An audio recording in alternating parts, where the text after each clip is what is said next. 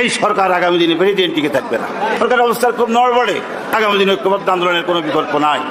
সেই ঐক্যবদ্ধ আন্দোলনের নেতৃত্ব দিবেন আমাদের নেতা তারেক রহমান, এবং সেই নেতৃত্বের মধ্য দিয়ে দেশে এই সরকারের, এই ফ্যাসিবাদী সরকারের পতন হবে এবং একটা নিরপেক্ষ নির্বাচনের মধ্য দিয়ে দেশে যে সরকার হবে। এ পর্যায়ে বক্তব্য রাখবার জন্য অনুরোধ করছি বাংলাদেশ জাতীয়তাবাদী দল জাতীয় নির্বাহী কমিটির অন্যতম ভাইস চেয়ারম্যান, কর্মী বান্ধব নেতৃত্ব, নোয়াখালীর কৃতি সন্তান, সাবেক সংসদ সদস্য জননেতা মোহাম্মদ শাহজাহান ভাইকে তার বক্তব্য রাখবার জন্য বিনীতভাবে অনুরোধ করছি। বিসমিল্লাহির রহমানির রহিম। জাতীয়বাদী কৃষক দলের উদ্যোগে আয়োজিত সদ্য কারামুক্ত নেতাদের সম্মানে এবং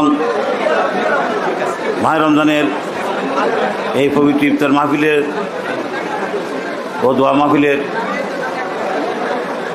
অনুষ্ঠানের সম্মানিত সভাপতি, আপনাদের প্রিয় নেতা, আপনাদের এই সভাপতি সংগ্রামী জননেতা জনাব হাসান জাকির তুহিন এখানে উপস্থিত আছেন।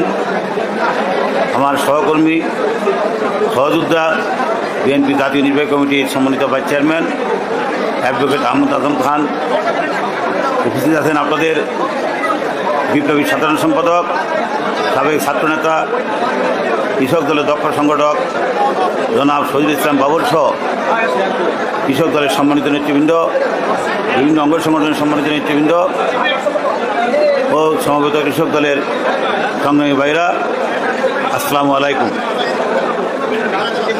কৃষক দল শুধু খেতে খামারে নয়, ন্যায়ের পক্ষে অন্যায়ের বিরুদ্ধে রাস্তায় আন্দোলন করতে পারে, তার প্রমাণ আজকের অনুষ্ঠানে সদ্য কারামুক্ত যে সমস্ত নেতারা গলা মালা করিয়ে আমাদের সামনে উপস্থিত থাকেন। তার বিগত আন্দোলনে সময় আমিও বেশ কয়েকদিন কারাগারে ছিলাম, কিন্তু কারাগার থেকে লক্ষ্য করেছি আসলে আমরা যারা কারাগারে, আমাদের বাইরে যে নেতারা মাঠে আছে তাদের কি অবস্থা। কারাগারে তো আর সব খবর পাওয়া যেত না।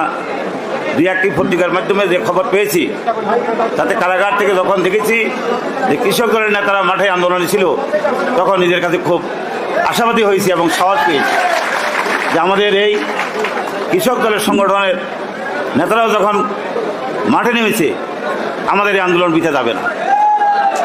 হয়তো 7 তারিখে ভোট হয়ে গেছে নাকি, ভোট হয়ে যাওয়ার পর অনেকেরই অনেক প্রশ্ন দেখা দিয়েছে।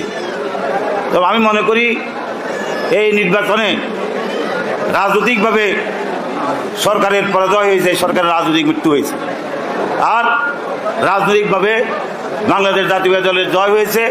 এবং এই জয়ের মূল নায়ক আজকে যিনি প্রধান হইতে আমাদের সম্মানিত ভারপ্রাপ্ত চেয়ারম্যান, দেশের নায়ক জনাব তারেক রহমান। এত চেষ্টার পরেও সরকার কিন্তু ভোট কেন্দ্রে সাধারণ মানুষকে নিতে পারে নাই, কারণ সাধারণ মানুষ দেশের নায়ক তারেক রহমানের ডাকে সাড়া দিয়ে, বিএনপি ডাকে সাড়া দিয়ে, বিরোধী দলের ডাকে সাড়া দিয়ে তারা ভোট বর্জন করেছে, ভোট কেন্দ্রে তারা উপস্থিত হয় নাই। আজকে যে অবস্থা, এই অবস্থাতে আমি মনে করি সরকার সম্পূর্ণভাবে জনগণ থেকে বিচ্ছিন্ন। একটা জনগণ থেকে বিচ্ছিন্ন সরকার কখনো ক্ষমতায় টিকে থাকতে পারে না। শুধু প্রয়োজন একটি গঠনমূলক এবং একটি সুসংগঠিত রাজনৈতিক আন্দোলনের। আমি মনে করি যে সুসংগঠিত রাজনৈতিক দলের প্রয়োজন এখন আমরা অনুভব করছি। কৃষক দল আমাদের সেই আশা প্রত্যাশাকে জাগ্রত করবে এবং সেখানে তাদের ভূমিকা থাকবে। মানুষ 7 তারিখে নির্বাচনের পরে যখন জিজ্ঞাসা করে কি হবে, কি হচ্ছে, আগামী দিনের ভবিষ্যৎ কি, আমি জিজ্ঞাসা করি তুমি কি মনে করো আগামী দিনে কি হবে, সেই রিক্সাওয়ালা আমাকে বলে, সেই সাধারণ মানুষ বলে, আমি তো মনে করি যদি আপনারা যদি সঠিকভাবে রাজনৈতিক নেতৃত্ব পারেন, এই সরকার আগামী দিনে প্রেসিডেন্ট টিকে থাকবে না। আসলে এই সরকারের অবস্থা খুব নড়বড়ে। এখন প্রয়োজন শুধু একটা সুসংগঠিতভাবে সকল বিরোধী দল ঐক্যবদ্ধভাবে এবং আমাদের নিজেদের একটা ন্যূনতম কর্মসূচির ভিত্তিতে রাষ্ট্র ব্যবস্থা ভেঙে পড়েছে, এই রাষ্ট্র ব্যবস্থাকে মেরামত করতে হয়। আমি মনে করি আগামী দিনে ঐক্যবদ্ধ আন্দোলনের কোনো বিকল্প নাই।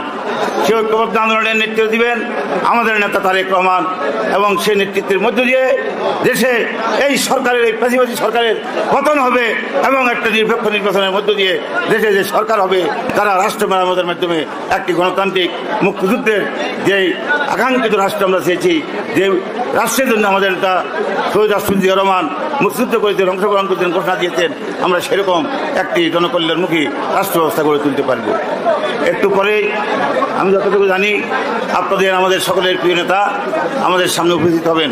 তাই আমি আমার সামনে না পাঠিয়ে আমি বলবো যে আমরা আজকে আমাদের যে কারামুক্ত নেতা তাদেরকে আমরা যেভাবে সম্মান দিয়েছি, আমরা তারা সহ সকলে নেতার আসার সাথে সাথে আমরা সকলে দাঁড়িয়ে নেতাকে আমরা আমাদের দলের পক্ষ থেকে, জনগণের পক্ষ থেকে আমরা ওনাকে উচ্চাসিত করে শুধু এইটুকু মেসেজ দিতে চাই যে ভয়ের কোনো কারণ নাই, দেশ আপনার সাথে, মানুষ আপনার সাথে, এবং আপনার নেতৃত্বে আন্দোলনের মাধ্যমে এই ফ্যাসিবাদী সরকারের বিদায় হবেই হবে এবং দেশে গণতন্ত্রের জয় হবে, এই আশাবাদ ব্যক্ত করে কৃষকদের যে সুন্দর আয়োজন করেছে তাদেরকে তার জন্য ধন্যবাদ জানিয়ে আমার বক্তব্য এখানে শেষ করলাম।